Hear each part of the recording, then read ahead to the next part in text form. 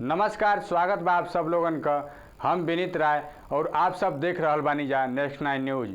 आज हम आपन ई खास प्रोग्राम में आप लोगन के बताइब एक ऐसन धाम का बारे में जकरा बारे में आप लोग शायद पहले से ना सुनले हो जा। उत्तर प्रदेश का गाजीपुर में मर्दा क्षेत्र अपना आप में पौराणिक और सांस्कृतिक धरोहर के समेटले है। गाजीपुर का मर्दा में मौजूद महाहर धाम में बहुते पुरान 13 मुखी शिवलिंग स्थापित बा और वो जगह पर महाशिवरात्रि का भक्तन का हुजूम उमड़ेला। पूरा सावन का महीना में ई धाम मंदिर का घंटी का आवाज़ से गूंजत रहेला। भारत में ऐसा अनेक धार्मिक स्थान बा जहाँ रामायण से जुड़ल कौनो न कौनो अंश मिलेला। भगवान राम का पिता राजा दशरथ का कहानी भी बहुत पेचीदा लागेला और उनसे जुड़ल कुछ उनकर अंश भारत देश का ए पार मिलेला तो कुछ ओ पार।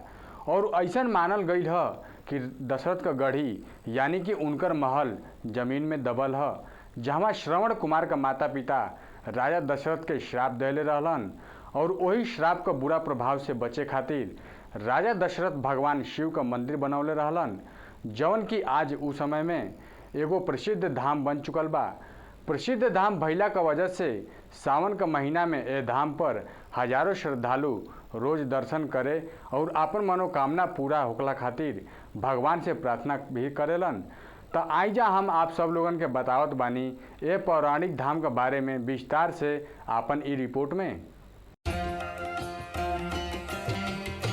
उत्तर प्रदेश का गाजीपुर का मर्दा क्षेत्र अपना आप में पौराणिक और सांस्कृतिक धरोहर के समेटले है।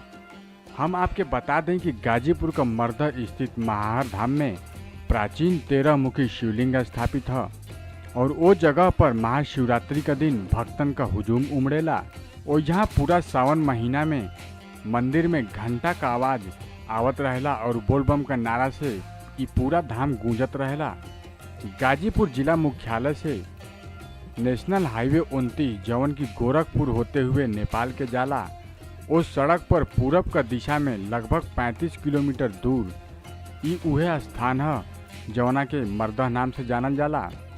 और यहाँ सावन में बाबा भोलेनाथ का भक्तन का रेला उमड़ेला।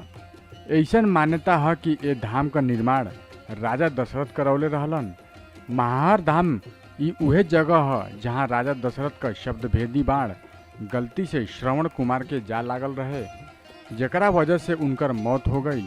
और ई उहे स्थान है जहाँ श्रवण कुमार का अंधा और बूढ़ा माई बाबू राजा दशरथ के श्राप देले रहलन, जेकरा वजह से दशरथ भी यहीं प्राण त्यागले रहलन। जेकरे बाद में ब्रह्म हत्या का पाप से बचे खातिर राजा दशरथ इस जगह पर शिव परिवार तथा भगवान ब्रह्मा का स्थापना करवैले रहलन। और लोगन का मानल जाओ तो राजा दशरथ यहाँ महल बना के अयोध्या से आवत जात भी रहलन।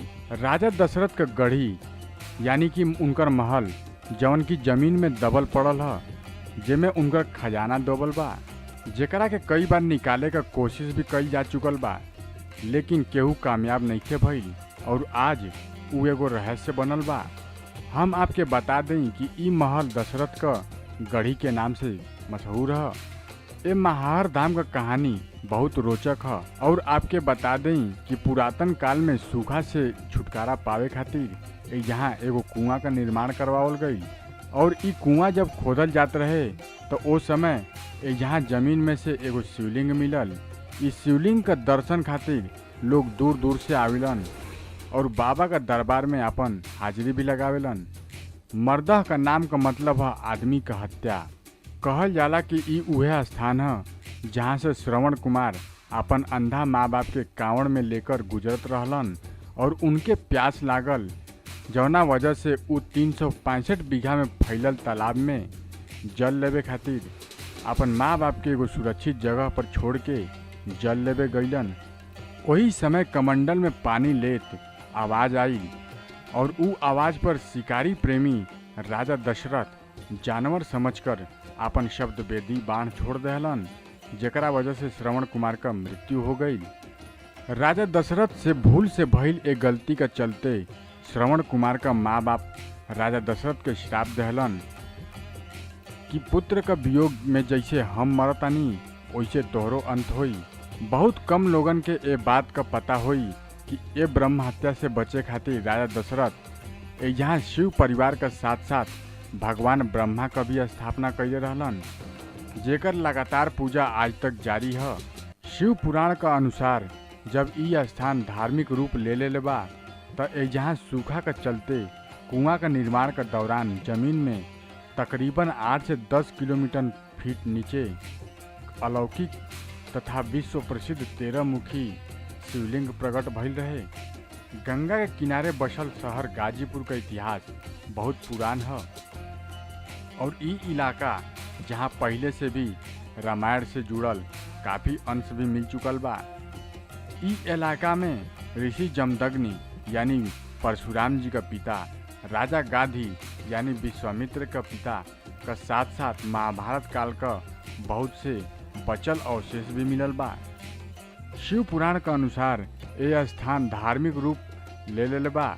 यहाँ सूखा का चलते कुआं का निर्माण के दौरान जमीन में नीचे दबल 13 मुखी शिवलिंग अपने आप प्रकट भई रहे, जेकरा के देखे खातिर ये स्थान से लोगन का विशेष आस्था जुड़ गई और पुजारियन का मानल जाओ तो ई मक्केश्वर महादेव जेकर मक्का में पूजा हो जा उनकर दूसरा रूप है और इतना अद्भुत शिवलिंग कहीं और नइखे। लोगन का मानल जाओ तो महार धाम का शिवलिंग इतना महत्व से भरल है कि अगर इस शिवलिंग का जे भी पूजा कैलस ओकर सब मनोकामना पूरा भई। अगर केहू वादा कैले बा महार धाम में और वो बात के भूल जाला तो ओकर कुल मनोकामना बेकार हो जाला और यही डर से यहाँ केहू झूठ ना बोल पावेला।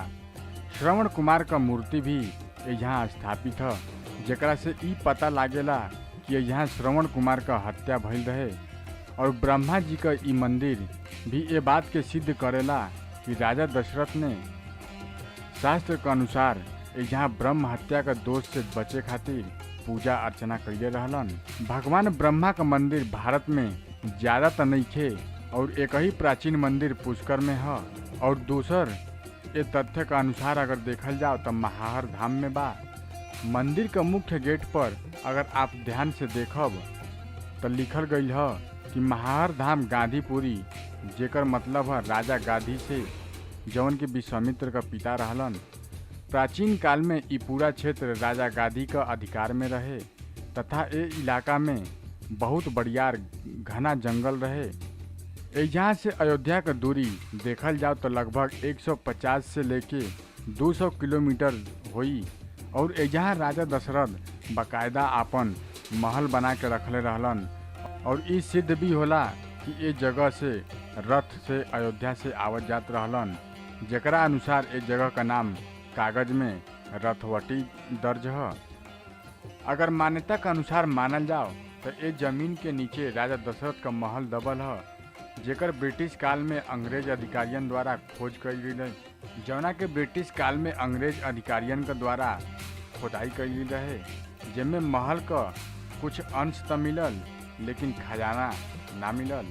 आज़ादी के बाद 1948 में जिलाधिकारी के द्वारा खजाना निकाले का एक बार फिर से कोशिश कई गई, लेकिन हम आपके बता दें कि नीचे दबल सापन का आवाज़ से खोदाई रुक गई और खोदाई करे वालन का हौसला पस्त हो गई और लोग राजा दशरथ का दबा महल का खजाना का रहस्य से पर्दा उठावे में असफल रहलन। अगर ये जगह का खुदाई कई जाओ तो खजाना का साथ साथ सांस्कृतिक और पौराणिक धरोहर का बहुत से रहस्य से भी पर्दा उठ सकेला। गंगा किनारे बसल शहर गाजीपुर का इतिहास बहुत पुरान है और ई उहे इलाका है जहाँ रामायण से जुड़ल बहुत से अंश भी मिलेला। ई इलाका में परशुराम जी का पिता ऋषि जमदग्नि, विश्वामित्र का पिता राजा गाधी के साथ साथ महाभारत काल का बहुत से बचल शेष अंश भी मिलेला। मर्दा क्षेत्र का महार धाम और एहिजा का 13 मुखी शिवलिंग का पूजा वैसे तो साल भर होला, लेकिन सावन का महीना में इस जगह का महत्व बहुत बढ़ जाला और काफ़ी दूर दूर से भक्त इस जगह पर आपन मन्नत मांगे खातिर आवेलन और पूजा करके हर हर महाहर धाम का जयकारा लगावेलन।